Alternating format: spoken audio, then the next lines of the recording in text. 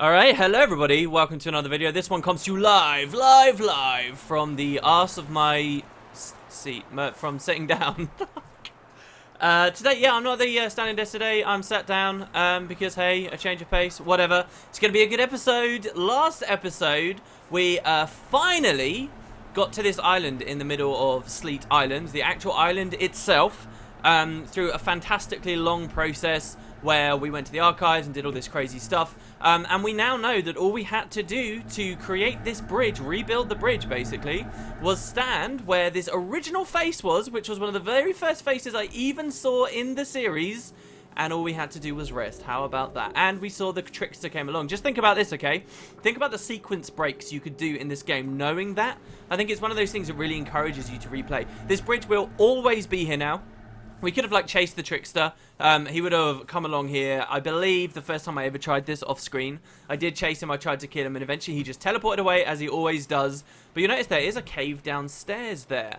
That's a really cool cave. We will be going there this episode. Don't worry, it's not some massive dungeon complex. I know we've already got loads of other things we're trying to do right now. Let's do the most exciting thing first, though. Let's actually head into the shrine, because we've got 5 power gems on us already. We have always needed what appeared to be just 4 shrines to get into the castle. And soon we're going to see where this game branches and does some fantastic things. But okay, so let's move on.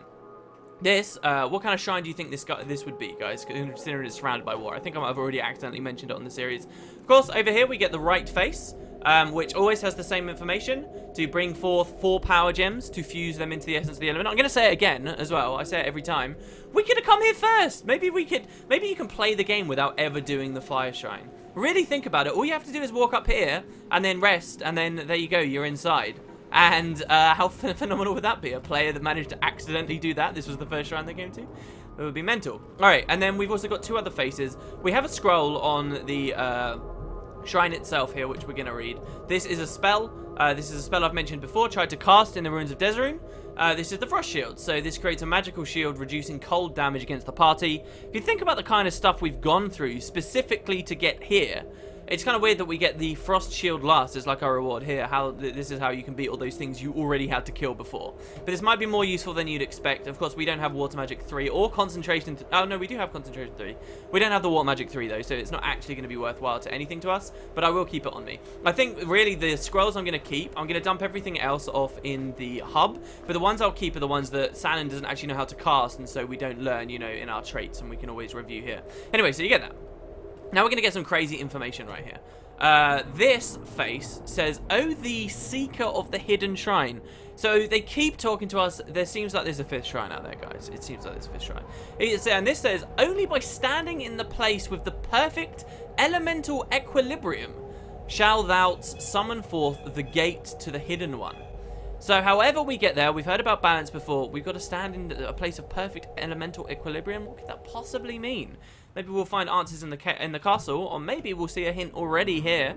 This face says, "This is the elemental shrine of water. Welcome." Water is the rune of willpower and of frost. Is water willpower? Actually, I think that's really apt. If you think about, like, the one thing, I think the movie Titanic is an amazing movie. I'm just going to throw it out there. I think the one thing that Titanic shows so well is just how powerful water is. You just have a lot of it, and it will just constantly, forever apply pressure until something breaks. Like, you look at stuff like the Grand Canyon. Water is just fantastic. So anyway, willpower is really, really suitable there. Anyway, it says, and we've read a line like this pretty much at every shrine, right? "Southeast is whence the forces of water are strongest." Interesting. So if you remember when we were in the fire shrine, we heard that there was a certain element, but we thought that just sort of meant, oh yeah, because that's where we generally are on the world map, right? Well, no, now this seems kind of different. Southeast would suggest somewhere near the bog, right? Southeast, or somewhere maybe we've never been. Some theoretical location. Or maybe it's just talking about this shrine here. Wasn't the Earth Shrine the most southeast we can go so far? And it's saying that that's actually where water is strongest. This is curious, right? We also have this gate fairly out in the southeast. So there seems to be some kind of setup here for a 5th shrine. And we want to pay attention to that. This is where sort of you separate the men from the boys. Okay, so all that done. Let's create our next thing. I always like to put these in pretty arrangements. So we're going to go with the 4 corners this time. There we go. Oh, and that like noise in the background. I love it so much. Gimme, gimme, gimme.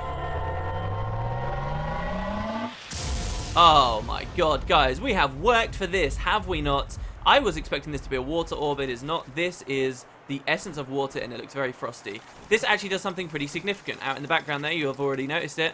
The frost elementals have started spawning. I would have expected these to start spawning, I don't know, sometime around just after we got out of Desirune. But now this is when this occurs. So these, I think there's going to be like 4 of them around. And of course, as long as we don't attack them with our cold weapon on Junker, as ever, we'll be fine. Remember, we did just get that frost shield. Oh my god, I'm getting devastated this time. I'm getting devastated. This did not happen before. Remember, we had that frost shield that we just learnt for Sanon. If we had the mastery in water magic to be able to use it, I'm sure we would have been okay. Wow, this is really bad. This is really bad. Let me turn. Let me turn. Okay, thank you. Another fireball. I'm surprised we actually managed to get that there. Oh my god, he's taking no damage. Is that just me, or is he taking no damage? Hello. There we go. That's 1 down. Because don't forget, these guys actually aren't... They don't have that much endurance.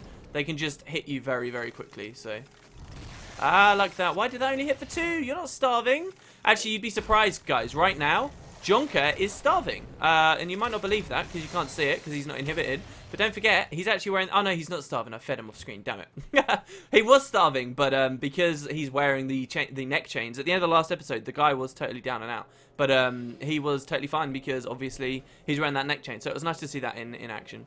It's kind of weird, though. I don't know what I want to do with Jonker in terms of the food he's eating. But we are going to do something very cool by the end of this episode based on that cave we're about to go in that will really change the way we're playing with our farmer. Well, it won't change it too much, but it will be kind of exciting. There you go. Stop deftly evading stuff, please. There we go. Oh, no, no, no, no. Ow, ow. Okay, we're just going to have to go ham here because it's too much to back up. Die, die, die, die, die. Thank you. Woo! Thank God nobody died. I think that's all of them dead. I think that's pretty much 4 that spawn. I'm expecting them to be a regular occurrence out here now as well. I wonder if they'd fight the Gorgons. How cool would that be? Oh, what a magical place this has turned out to be. All right. So, we're done with that. Do we want to rest? I think we do at least want to go to a save crystal. Let's not rest. We are, of course, just near the entrance to the cemetery, basically. It's weird now that that bridge is open. I love, I mean, I took a very sneaky little off-screen as well trip back to the hub earlier to grab something for this episode. And it's funny how long we spent here at first, you know, doing the puzzles and stuff. And now just how open world it feels. I don't know. There you go, Lotopatho gains strength +1. There you go, we ate an egg on screen. And oh, strength doesn't really do anything for him because he scales off of dex. Oh well. Another 5 eggs and maybe he'll get a stat buff that's actually worthwhile. Thumbs up for that. Okay, so what are we doing? On the island there is not just a cave down, but there's also a pickup for us. Over there is where we got the storm orb, funny enough, which we're still using. I can't believe that almost, that we're still using the storm orb, but okay. And we barely even use its activated ability, do we? Here's the way down, but over here you will find another item. This here is the Venom Fang pick. Now, I haven't picked this up for a long time. So this is 9 to 27, based on strength. It's actually a light weapon. Okay, wow, so we don't even want this for Jonker. It's a light weapon, so I guess we should put it on Loto. Whoa, hello, did we only kill 3? I'm guessing we only killed 3. Hello. Glad I went to the save crystal now. How comes we're missing so much? What is that? There's going to be such a cool item we get in a second that I have some speculation about missing on. There you go. 92. Lovely. Alright, so the Venom Fang pick. This has a special ability that if you spec into Earth Magic... Remember that dagger we got back in the bog that could give you poison if you spec into like concentration or whatever? Well, here's another kind of weird magic hybrid weapon. Requires light weapons 3... And, wait, what? And Earth Magic 1, which Lotopatho obviously only hits one of those criteria. A tooth from a Venom Fang lizard is attached to a pole, which makes for a simple but effective weapon. Basically, I believe Bite will it will either sap health, or, well, it probably won't sap health, will it? Because we've already know what that special ability is, and it's something else. Or perhaps it will have a chance at poisoning people. The cool thing about this is, even though it looks like the damage is sort of low, it's ignoring 20 points of enemy's armor. 20 points is pretty significant. But it scales off of strength. I don't really know where it fits with our party at the moment, whether I really want to go into Earth Magic with Lotopatho. He's already smarting a little bit damage-wise, so I do want to start buffing up his dodge. And of course, when we get 3 in dodge, we get reduced cooldowns, which will be kind of fun. So yeah, and we're kind of getting to the point in Grimrock. When you hit like level 14 or so in about 2 more levels for Lotopatho, it really buffs up very, very high how much experience you need to keep leveling.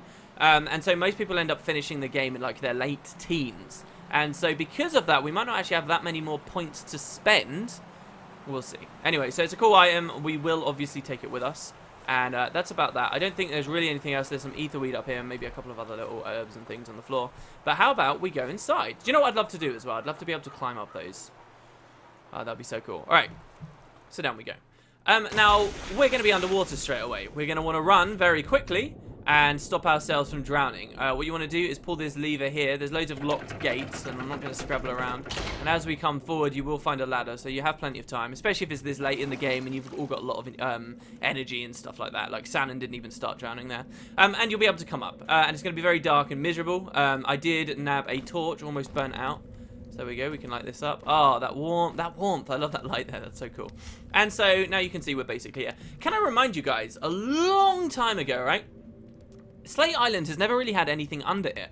You had stuff under the ruins of Desrune, under the pyramid, under the cemetery, there'll be stuff. Under Slate Island, all we ever had was a very small puzzle, do you remember, where we picked up a gun, a pretty powerful gun, which we couldn't use, and it teleported us into a small corridor, and that corridor was filled with mummies, and we fought our way out. Do you remember? It was this little area here, and when we did this, and we scrolled out, we saw that this whole place underground was called the Flooded Dungeon. But I said to you guys at that time it would be a long, long time before we got to go to the rest of the Flooded Dungeon. Well, this is it. So, why is it called the Flooded Dungeon? Because the damn thing is mostly underwater. This, for what it's worth, was my first experience of underwater dungeoneering. Not that first thing out in the archives. I've actually known about this island thing for a while. So here we go. We can climb down. And for what it's worth, I think the lighting in here with the torch lit up there, and especially if you got like the light spell when you're underwater, this is like the prettiest it gets underwater. I don't know. If they ever added like coral reefs and stuff, it'd be even better. But look at the lights and stuff. It's cool. Okay, so you're going to want to grab your breath. And when you feel ready, because there was obviously nothing in here, when you go back underwater. Now, over in this... Oh my god, am I going to mess this up here? Over here is a secret, which we're going to have to deal with. I guess we can deal with that now. If we press this button, it will open this. If we come through here, we can grab this, and then we can run out as quickly as possible. Oh, doesn't this look like elaborate armor, guys? Come on, don't drown, guys. Sick of all the drowning we do. Okay, here we go. Doesn't this look good? Ooh, hello. This is the Crystal Cuirass. Putting on this crystal-covered cuirass refreshes the spirits like a good night's sleep. There are two, like, ultimate heavy armor sets in the game. The Crystal Cuirass is one, and the Meteor set is the other. They both have different set bonuses. This one will allow you to be very healthy. Now, I think, in theory, I mean, a lot of people have been saying now as well, and I like the idea that Shannon doesn't know where he's going next. Maybe we can start speccing him to armor, and he can be wearing the crystal stuff instead of like this crappy Thrown stuff, which he's had most of the game. But then there's also the Archmage set, which we're only just sort of scraping into here. So I don't know. It's cool. I mean, it is a very cool set of armor. I don't think it was really suitable for Loto Patho, because he'd have to go so far in armor to gain his evasion back. He'd lose even more tankiness if we started going for this straight away. So I'm not sure, but it is a very cool set, and this is the first piece we're going to find. Easy to miss secret, because obviously you're scrambling around in the dark here and you don't know what you're doing. Here we find another lever though.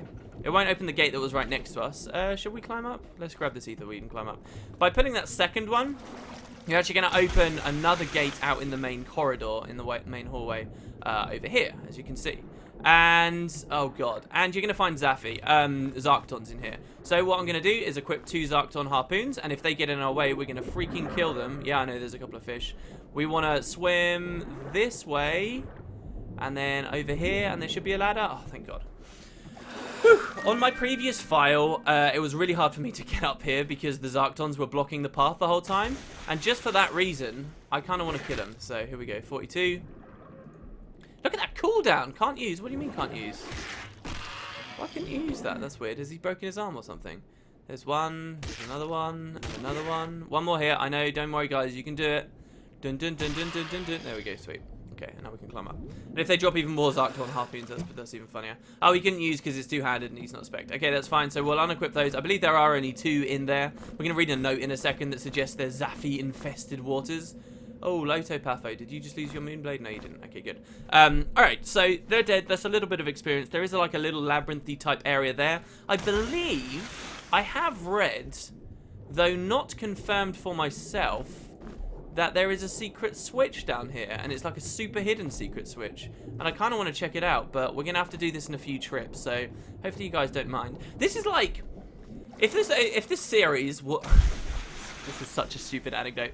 If this series was an anime, this would be a filler episode. Because we've just totally gone on this massive detour to somewhere totally different. Here, fishy, fishy, fishy. There we go. I can always count on Sannon to keep me alive, even if everybody else drowns and, you know, washes away. Where's that ladder? Over here on the right. Okay, good. I think that's most of the stuff. Are we okay? Should we take one more dip in the water? No, I think that is okay, actually. I think we do have all the pickups. I think there are only 2 secrets. So there you go. All right, that's the underwater bit.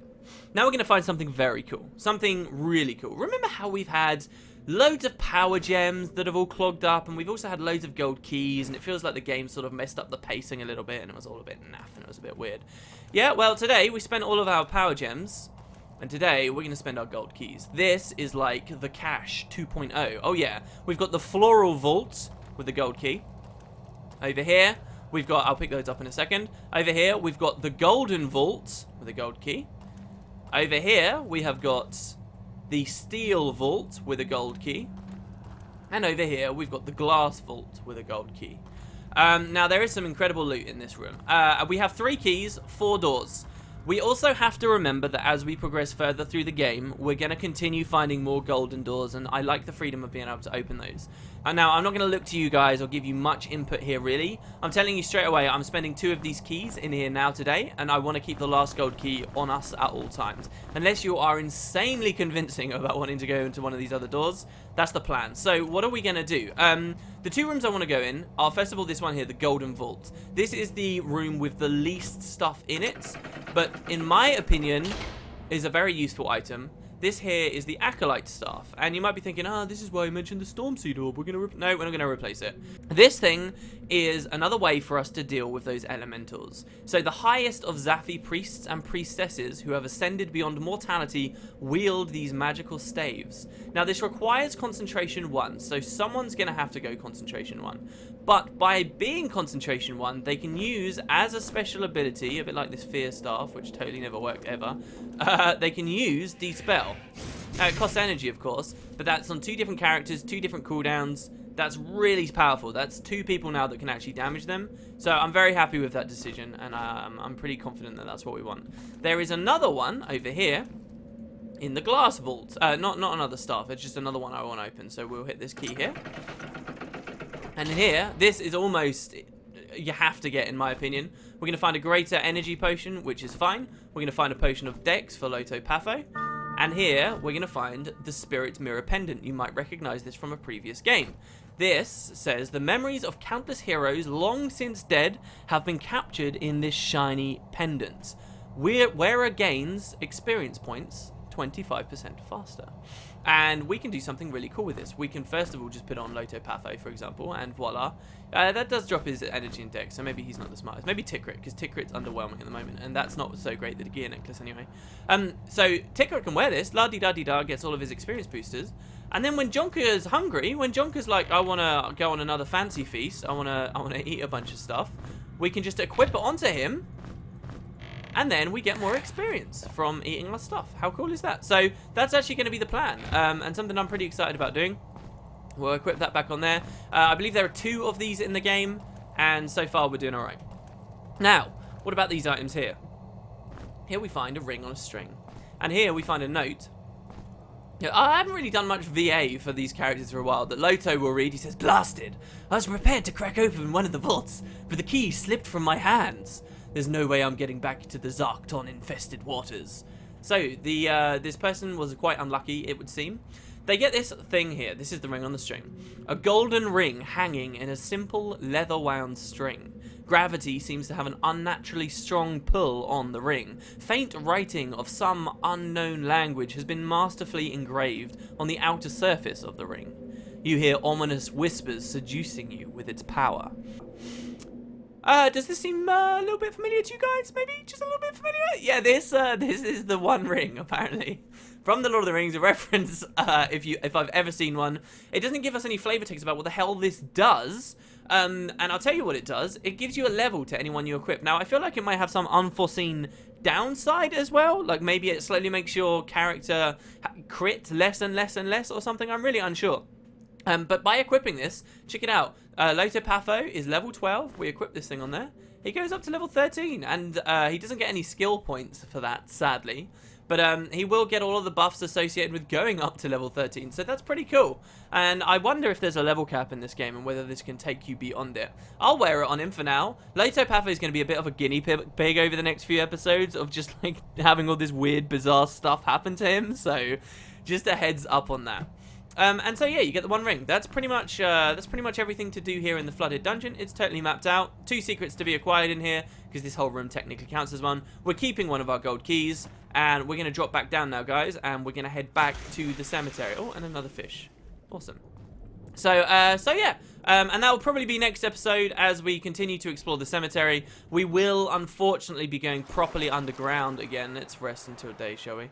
We will be going underground again, but not necessarily for too long. Many people can actually consider the cemetery... Oh, hello, Mr. Gorgon. Mrs. Gorgon. Many people can consider the cemetery to actually be an optional area of the game, and I suppose you can. But here we go. We're going to have a showdown here. Alright, here we go. Can I fear Gorgons? No, everyone literally resists the fear. We've had this equipped for so long. Not as long as the Stormtooth thing, I see you. No, not the petrification! Oh, he's not going to get experience now, and that's so important because we're so under-leveled, right, guys? Okay. Oh, we may have lost some arrows as well. If we have, don't worry, I'll be collecting those off-screen. We might have while we were fighting the Frost Elemental, right? I think. Oh, God, we're totally on the wrong side of the map as well at the moment. Oh, I do love it at dawn, though. So, yeah, we'll head back to the cemetery. We got a couple of crypts to raid, some more peoples to learn about. And I guess I will see you guys there. Thank you very much for watching. Hope you're enjoying, and I guess I'll see you tomorrow. Have a good one, everyone.